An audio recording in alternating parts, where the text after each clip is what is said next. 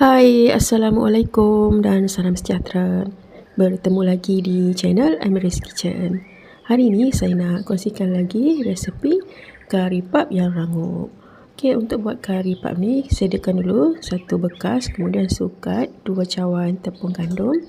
Okey, nak rangupkan lagi kulit kari pap ni, boleh masukkan 2 sudu besar tepung beras. Okey, kita gagau rata, kemudian barulah masukkan margarin lebih kurang 1/3 cawan. Margarin tadi tu kita panaskan dan bagi dia cair. Okey, uli dulu pakai sudik sebab margarin tadi tu masih lagi panas. Kemudian bila dah berketul-ketul kasar macam ni, barulah uli pakai tangan. Okey, kita uli sehingga dia jadi macam serbuk halus.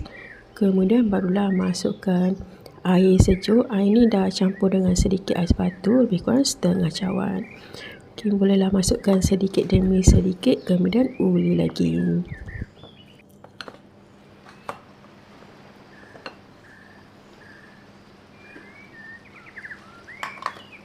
Okay, kalau dough ni masih lagi kurang air ataupun dia masih lagi kasar, boleh tambahkan sedikit air. Kemudian kita uli sehingga dia membentuk satu dough yang tidak melekat di tangan.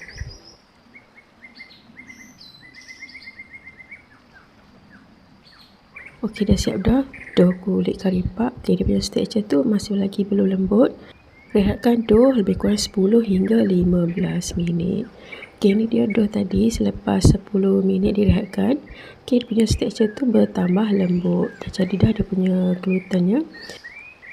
Bahagikan dough ni kepada beberapa bahagian kecil. Tapi kali ni saya nak guna mesin. Okey, setiap bahagian tu kena bagi nipis supaya senang untuk dipusing nanti.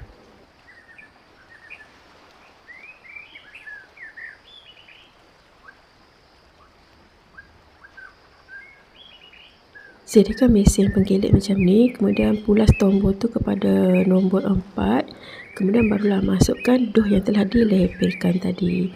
Okay, kita pulas lebih kurang 2 kali supaya dia punya kulit tu jadi agak nipis. So bila kita goreng nanti tu akan timbul dia punya biji-biji halus ataupun jerawat halus. Okay, dah siap dah sebiji. Letakkan kulit kari pap yang telah pun siap digelik tadi di atas acuan kari pap. Okey, masukkan 1 sudu besar inti.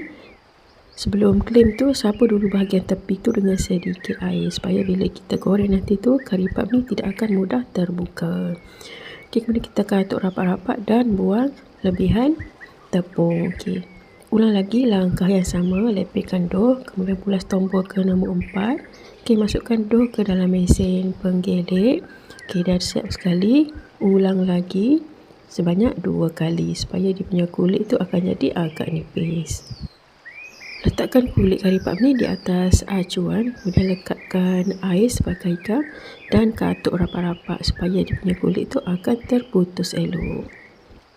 Untuk sukatan bahan-bahan tadi tu dapatlah lebih kurang 18 biji kuih kari pap dengan saiz yang kecil macam ni.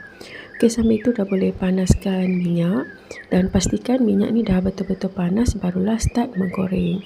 Okey, masukkan kari pap tadi, kemudian jangan lupa balik-balikkan dia supaya semua bahagian tu akan masak merata, dia akan jadi warna kecoklatan. Okey, boleh tengok sini biji-biji halus tu dah timbul pada permukaan kulit kari pap. Okey, bila dah agak keperangan tu barulah angkat dan toskan minyak. Okey, ni dia dah siap pun goreng kari pap tadi. Okey, saya nak cuba sebiji. Dia punya tekstur kulit luar tu sangat rangup dan bila kita makan tu rasa dia sangatlah sedap. Jangan lupa simpan kari pap ni dalam bekas yang bertutup supaya dia punya kulit tu tidak akan mudah lemau. Okey, itu saja perkongsian pada kali ini. Jumpa lagi pada video yang akan datang.